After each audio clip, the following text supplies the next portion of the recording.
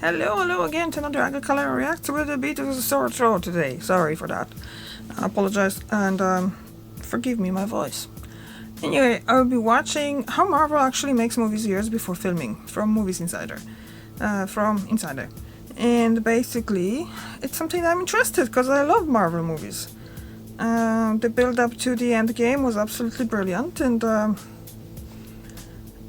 it was something to remember, like. So, let's just get into it, and let's start. This shot is a rough version of the final battle in Avengers Endgame, and it looks pretty similar to what you saw in theaters. But the process of putting this rough shot together began 3 years before the movie came out, well before the actors went on set and before a single frame was captured on camera. These rough shots are called previs, short for pre-visualization. Essentially, this tool allows filmmakers to digitally map out how they want any given scene to look. Directors can then use the previs as a guide for how to film scenes, sometimes frame for frame, once everyone's on set. Previs has been around for a long time, but in earlier movies, it was used in a much more limited way. They were used for just small pockets of that movie, for the one big visual effects shot, for the big finale sequence. But now, instead of just using previs in small doses, companies like The Third Floor have developed it into a tool for designing entire movies. I like that, And Alita. no studios embrace that good approach movie. more than Marvel, which has enlisted the help of The Third Floor for 19 of the 23 films in its Infinity Saga. For 2014's Captain America: The Winter Soldier, Marvel had gotten to the point of pre-visualizing 2/3 of a movie. Today, the studio is known to use visualization to map out every single scene, not just action scenes either. For Endgame, The Third Floor's work touched everything from the comedic scene with Hulk in the diner to emotional moments, like the one between Hawkeye and Black Widow on Vormir, leaving nothing up to chance in one of the most expensive movies ever made. The first visualizations of a Marvel film will often begin before the script's fully finished. And that actually is the best place for a professional visualization team, is to be able to make bridges and try out some experiments between departments that have a crazy idea that may or may not work. You know, you want to be able to throw things at walls and see if they stick. Occasionally, rough previs might be underway even before the cinematographer or director has signed on to the project, a practice that can be controversial in Hollywood. Director Lucrecia Martel said she turned down the offer to direct the upcoming Black Widow movie after Marvel told her not to worry about the action sequences. It is true that Marvel encourages their team of previs artists to play an active role in story development. Jeff Ford, the editor for Endgame, said that The Third Floor's visualization supervisor Gerardo Ramirez, who'd worked on 9 prior Marvel films, was like an additional director, writer, and editor on the project. That's because previs artists are involved in just about everything from the start, helping to map out story beats and shots, and consulting on everything from blocking, staging, lighting, how heroes will use their power in big fights, and even the timing and tone of any given scene. To understand just how crucial previs is to Marvel's process, Sorry for all that let's go back to that throat final battle clearing. from Endgame, specifically the Avengers Assemble moment, when all the heroes return one by one through portals.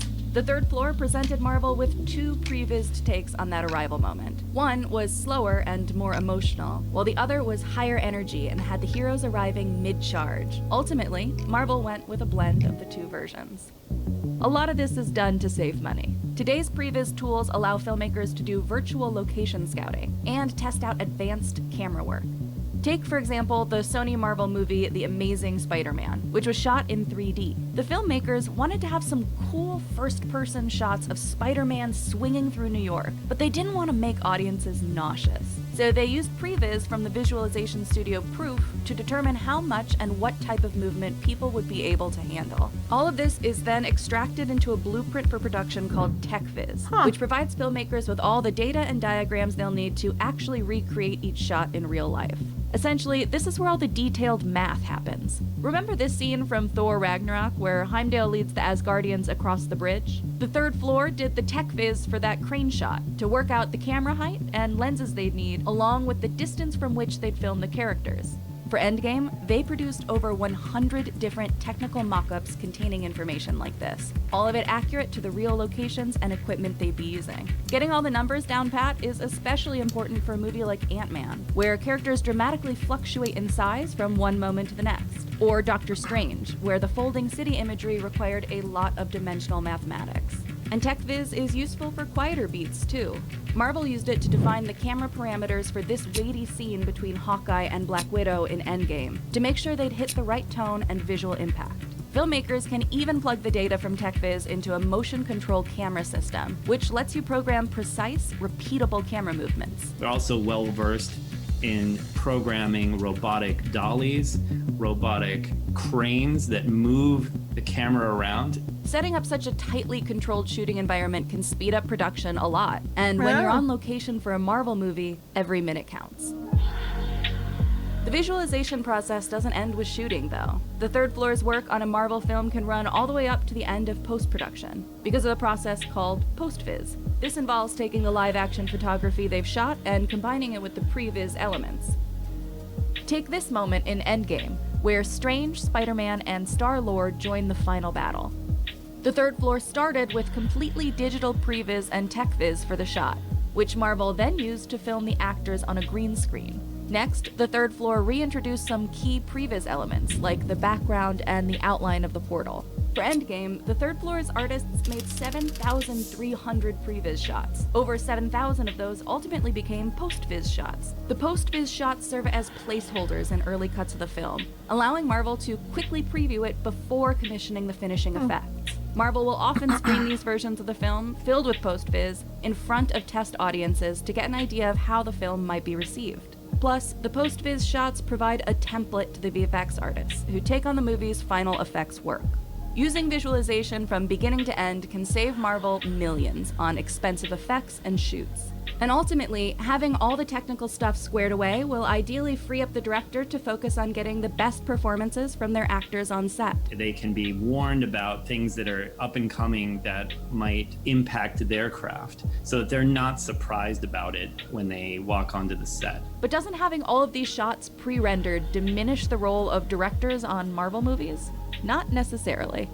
Another advantage of in-depth visualization is that Marvel isn't limited to hiring big action directors. The studios become known for their unconventional director choices, often pulling talent from the indie or TV circuit. And that's where they can really benefit also from the previs process, as they can trust a team like ours to work with the stunt coordinator. So all they have to do is be like an avid viewer of their own film as it's coming together, and to be making comments like they do with everything else. Some directors might chafe at Marvel's wide-ranging use of previs. Others may welcome the fact that Marvel has a dedicated team of previs artists and VFX specialists who know how to plan out action sequences. Marvel's extensive use of visualization has helped the franchise maintain a coherent vision all the way through Endgame. Given Marvel's box office dominance, other studios may follow their model of embracing visualization, even for smaller productions. The third floor has worked on a number of non-action films in recent years, from art flicks like 2016's Nocturnal Animals to political biopics like 2018's Vice. Now that the digital world is merging in with the physical world, that is going to be the future of a lot larger swath of content creation than just these very ambitious productions.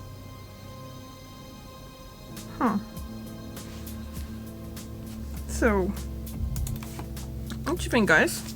Well, I think that Marvel does a really good job with that, because honestly, without all that previs and stuff, I don't think the movies from Marvel would be as good as they are. Yeah, I know some people say that they're not good movies and stuff like that, it's just action flick, but I truly enjoy most of them. Well, I truly, like I said, Endgame, the Infinity War and Endgame and all build up to it and stuff like that was a pretty good job from them, and taking years to do it. And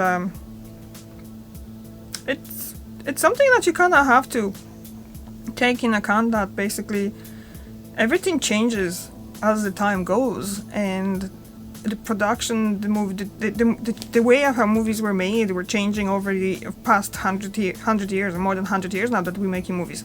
So, and that's all be changing. At first we had just more like silent movies, and then there was black and white movies, and then there was colorful movies and all that. So that all changes. They're going to be changing as well. Although it's kind of scary that what they kind of can do now with all that work, excuse me, bringing in like dead actors and they look like they're alive and all that. It's really, I don't know, uncanny. Anyway, thank you very much for watching, and I'll see you tomorrow. Bye!